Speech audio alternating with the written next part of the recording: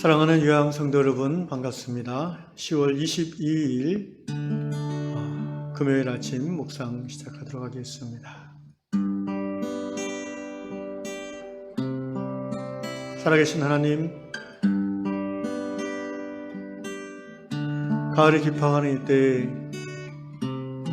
우리의 신앙도 깊어지기를 원합니다. 분주했던 2021년 코로나로 힘들었던 이 한 해도 이제 겨울을 향해서 가는 이때에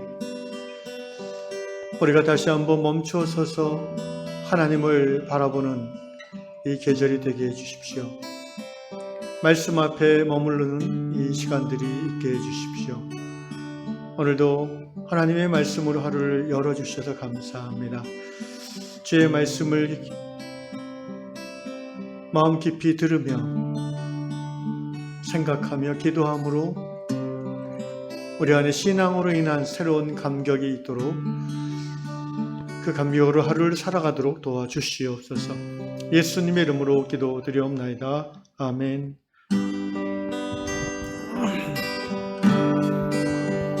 마지막 날에 내가 나의 영으로 모든 백성에게 부어주리라 주님이 약속하셨습니다. 함께 찬양하겠습니다. 마지막 날에 내가 나의 영으로 모든 백성에게 부어주리라.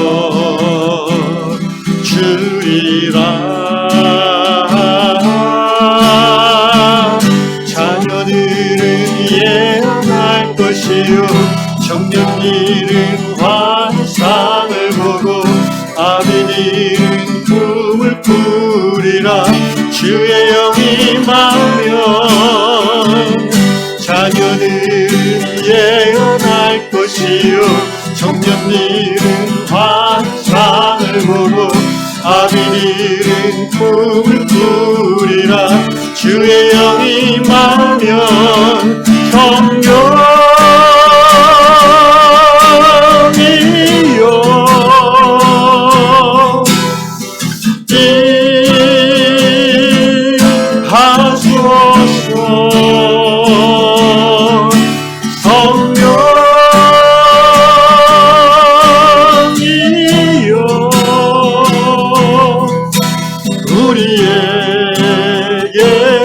임하소서.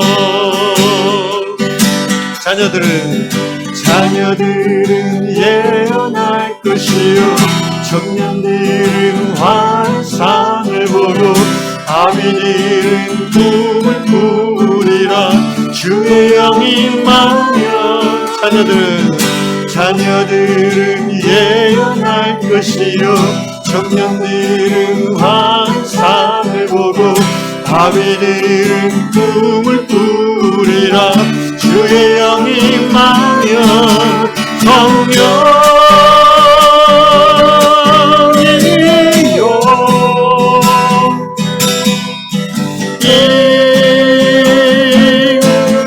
임하소서. 성령이여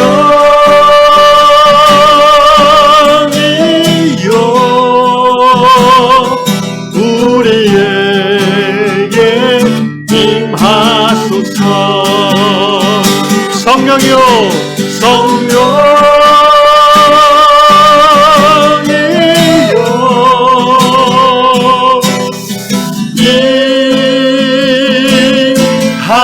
임하소서. 성령이여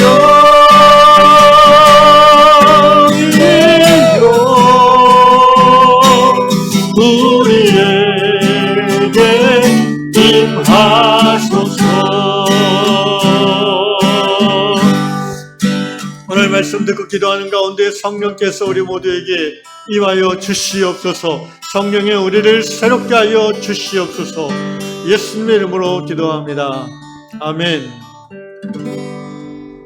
아멘. 네, 오늘 하나님께서 우리에게 주시는 말씀 에스겔서 37장입니다. 에스겔서 37장 1절로 14절까지 보겠습니다. 에스겔서 37장. 여호와께서 권능으로 내게 임재하시고 그의 영으로 나를 데리고 가서 골짜기 가운데 두셨는데 거기 뼈가 가득하더라.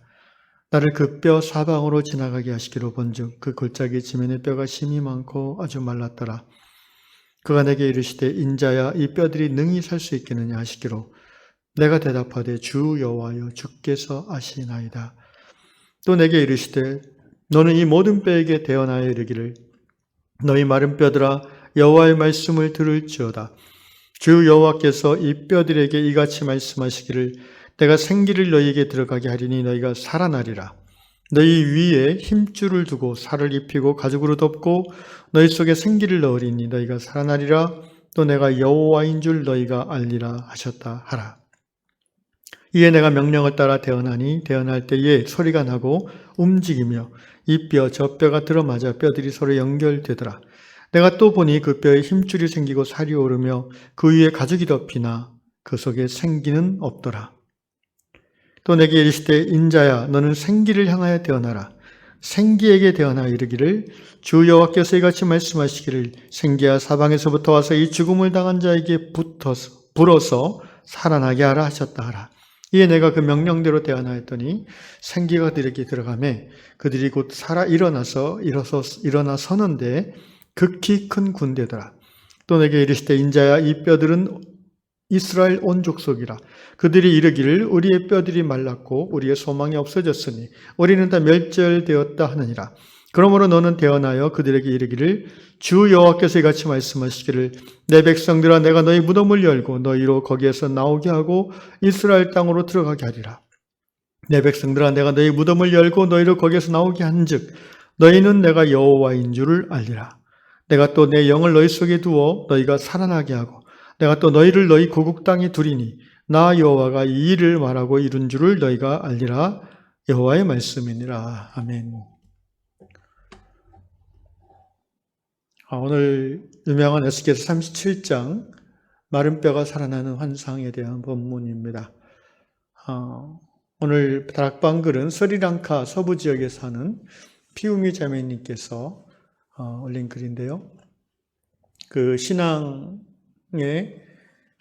신앙이 좋은 자매님인데 열심히 신앙생활 하다가 이제 탈진해서 이렇게 표현했어요. 탈진하는 것을 아침 묵상은 힘겹고 설교를 듣는 일은 지루했으며 교회 봉사는 감당하기 어려운 부담으로 느껴졌다. 이게 탈진한 신앙인의 증상들이죠. 그래서 자매님은 하나님 앞에 부르짖었고 기도했는데 그러다 어느 날 성경을 펴서 읽고 싶은 익숙한 성령의 감동이 있어서 이제 펴서 읽었을 때에 오늘 에스겔서 37장 말씀이 눈에 들어왔고 말씀을 읽는 중에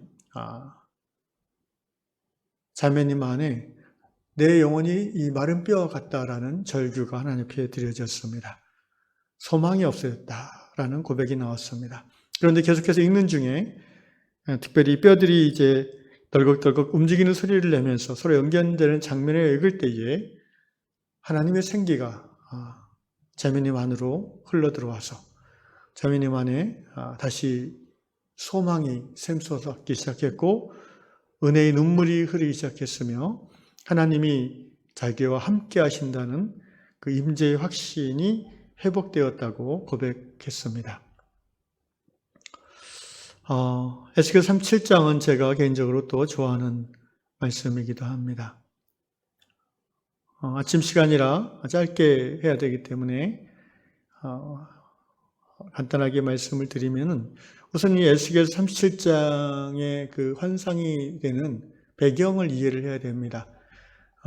이 에스겔이 이 환상을 봤던 곳은 유다 멸망 후 포로로 잡혀갔던 바벨론의 강가에서 강제 노역하는 그 현장입니다. 그곳에서 에스겔은 무너진 예루살렘을 바라보며 하나님 앞에 기도하는 중에 이 환상을 보게 된 것이지요. 그래서 이 환상 속에서 이제 무수히 많은 그 마른 뼈들이 있는 골짜기를 에스겔이 이제 기도하는 중에 하나님께서 그의 영을 이끌어내셔서 유체 이탈이라고 볼 수도 있고요. 어쨌든 바벨론에서부터 수백 킬로 떨어진 이스라엘의 옛 전쟁터의 현장으로 데리고 가셨고 거기에 가득한 마른 뼈를 보면서 하나님께서 이것이 11절에 보니까 인자 이 뼈들은 온 이스라엘 족속이다 이렇게 말씀하셨어요. 그러니까 에스겔은 그 마른 뼈를 보면서 우리 이스라엘이 이렇게 말라버린 뼈와 같이 비참한 존재가 되었구나라는 것을 깨닫는 것이죠. 그런데 이제 환상의 내용은 하나님의 말씀을 에스겔이 대언하도록 하시고 에스겔이 말씀을 대언하는 과정은 이제 두 단계인데 하나는 마른 뼈들아 4절 여호와의 말씀을 들을지어다. 그리고 명령을 따라 대언할 때에 그 7절에 보니까 이 뼈 저 뼈가 들어맞아 뼈들이 서로 연결되었다고 했습니다. 그리고 8절에 보니까 힘줄이 생기고 살이 오르며 가죽이 덮이나 생기는 없더라. 그러니까 마른 뼈 같은 이스라엘이 하나님의 군대 이스라엘을 회복하는 데는 두 가지 과정이 있어요. 첫째는 하나님의 말씀을 선포할 때에 그 말씀이 뼈들에게 들어가서 뼈 위에 이제 뼈들이 서로 붙고 인대가 생기고 힘줄이 생기고 살이 덮이고 가죽이 덮이는 이 자체로 사실은 이제 물리적인 사람의 형태가 회복된 거죠. 그런데 그것만 가지고는 이스라엘의 군대, 하나님의 군대라고 할 수 없다는 것이죠. 생기가 들어가야 된다고 합니다. 5절 말씀에 내가 생기를 너에게 들어가게 하리니 너희가 살아나리라. 하나님께서 말씀하셨고요. 6절에도 너희 위에 힘줄을 두고 살을 입히고 가죽으로 덮고 너희 속에 생기를 넣으리니 너희가 살아나리라. 이 생기라는 말이 이제 히브리어 원어에서 루아흐라는 단어로 나옵니다. 바로 창세기 2장 7절에 여호와께서 그로 사람을 지으시고 그 코에 생기를 불어넣으셨을 때 그 생기, 그 루아흐입니다. 루아흐, 바로 성령, 영이라는 의미죠. 호흡, 숨. 헬라어 성경에서는 이제 푸뉴마로 번역을 합니다. 다시 말하면 말씀이 들어가서 그 마른 뼈 같은 전혀 생기가 없는 죽어있는 사람들이 뭔가 살아있는 사람처럼 이제 뼈들이 연결되어지고 힘줄과 살과 가죽이 새로 덮이는 기적이 일어나고요. 그 상황에서 두 번째 단계로 생기가 들어가서 비로소 그들이 살아나는데 살아나는 것은 어떤 것이냐? 6절에 보니까 또 내가 여호와인 줄 너희가 알리라. 그렇습니다. 하나님의 영이 들어가서 살아난 사람의 특징은 하나님을 알게 되는 것이죠.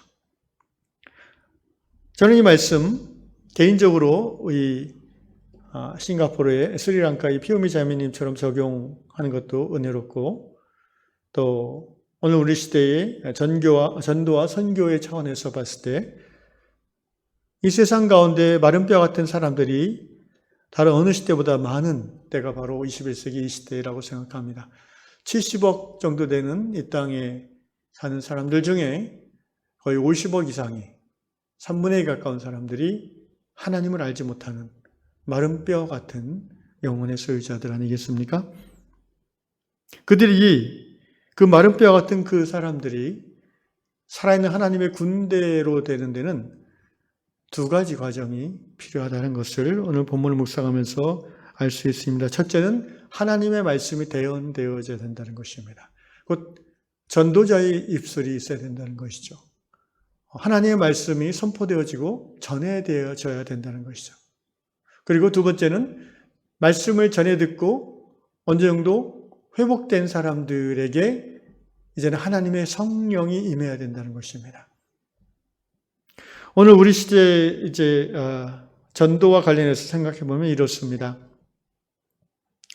우리 주위에 하나님 되심을 알지 못하는 마른 뼈와 같은 죽어 있는 사람들이 많이 있습니다. 우리 가족 중에도, 친구 중에도, 또 함께 일하는 일터 현장에도 10명 중에 적어도 5-6명 이상은 하나님을 알지 못하고 하나님과 단절되어서 살아있을 때 죽어 있는 사람들 아니겠습니까?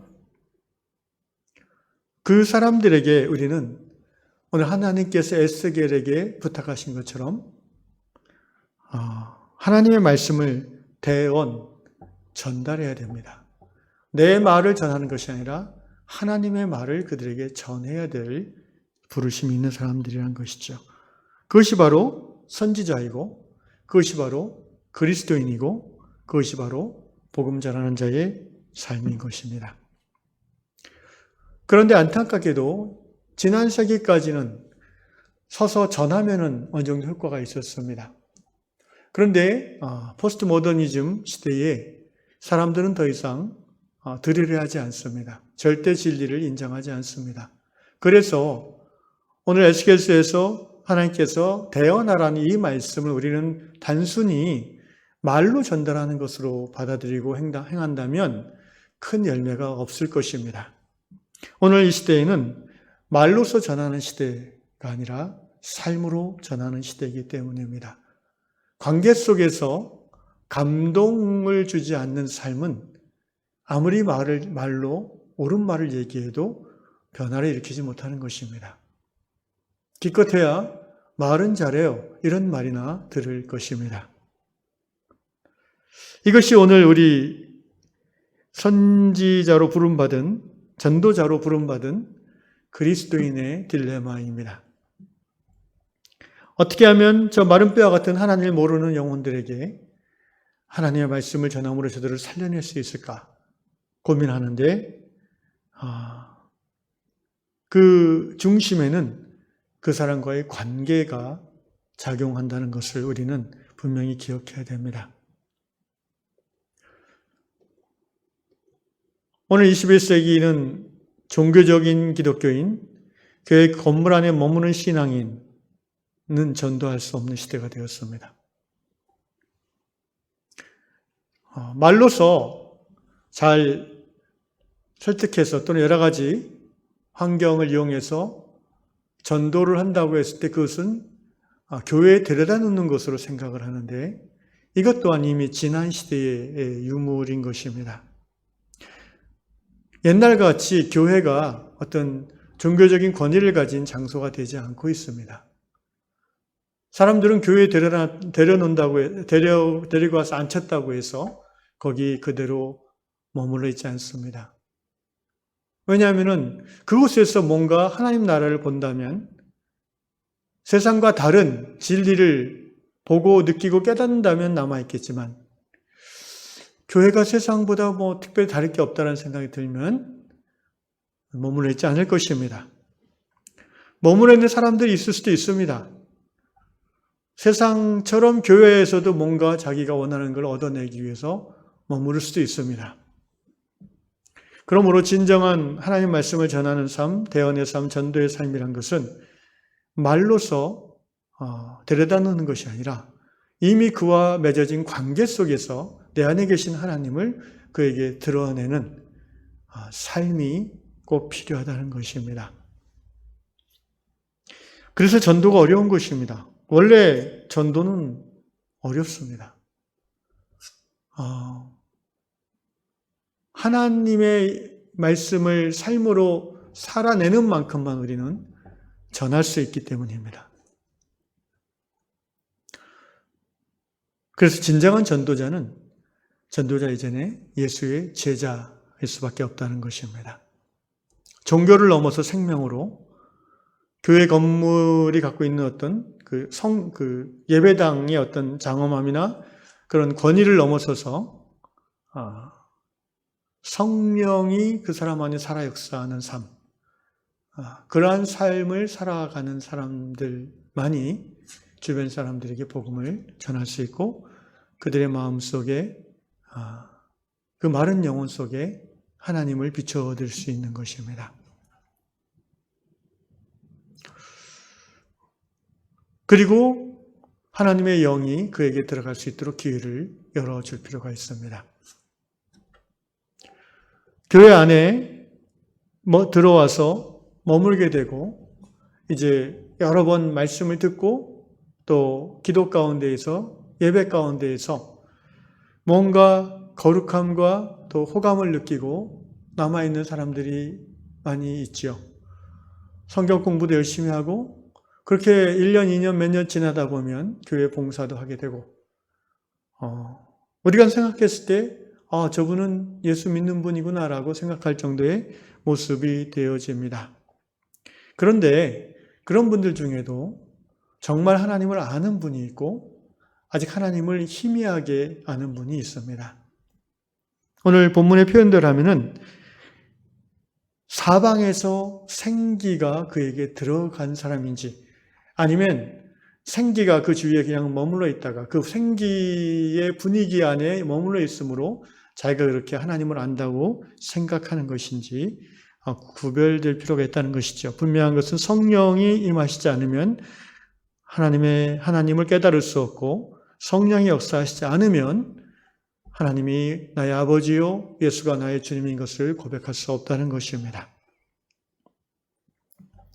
사랑하는 위양의 형제자매 여러분, 오늘 에스겔의 환상 참으로 신기하고 괴이한 환상인데요. 오늘 이 환상의 영적 의미를 우리가 개인과 또 교회에 적용하며 기도하는 이 아침이 될 수 있기를 주의 이름으로 축원합니다. 무엇보다도 내 안에 다시 한번 생기가 임하기를 기도하십시오. 사방에서부터 생기가 임한다는 것은 결국 온 세상을 살아가는 가운데 동서남북에 살아있는 사람들을 통해서 그 대상 안에 생기가 들어가게 하신다는 것입니다. 그 살아있는 사람이라는 것은 결국 하나님의 말씀을 대언하고 하나님의 영이 그에게 들어갈 수 있도록 도움을 주는 그런 사람들을 말하는 것이죠. 교회입니다. 그래서 교회 관계 속에서 감동을 주므로 교회에 함께 출석하는 것 굉장히 좋은 전도 방식이고요. 더 나아가서 교회에 들어온 그분이 이 교회 안에 사방에서 곧 여러 성도들과의 관계 속에서 또 선포되어지는 말씀을 통해서 함께 드리는 찬양 속에서 기도 속에서 성령을 받도록 우리가 기도해야 될 것입니다.